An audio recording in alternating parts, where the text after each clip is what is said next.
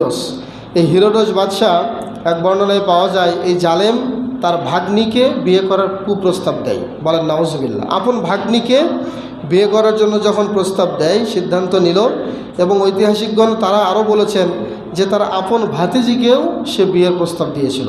একদিকে আপন ভাতিজি এবং অন্য সম্পর্কে অন্য দিক থেকে আপন ভাগ্নি, তাকে বিয়ের সিদ্ধান্ত নিল। যখন ভাতিজিকে বিয়ের সিদ্ধান্ত নিল, তো ওই সময়ে যে কিতাব ছিল তাওরাত, এই তাওরাতের বিধান অনুযায়ী সে তার ভাতিজিকে এবং ভাগ্নিকে বিয়ে করতে পারে না। এটা শরীয়তে কী ছিল? হারাম ছিল, নিষেধ ছিল একেবারে।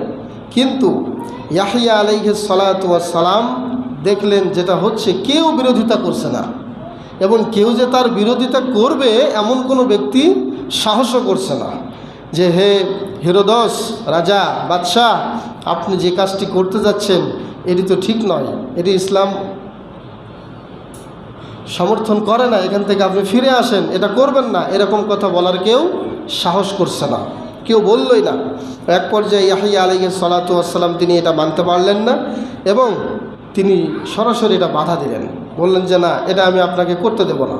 কারণ এই জন্যই বাধা দিলেন, তিনি যেমন একজন নবী ছিলেন তেমনই একজন নেতা এবং সাহস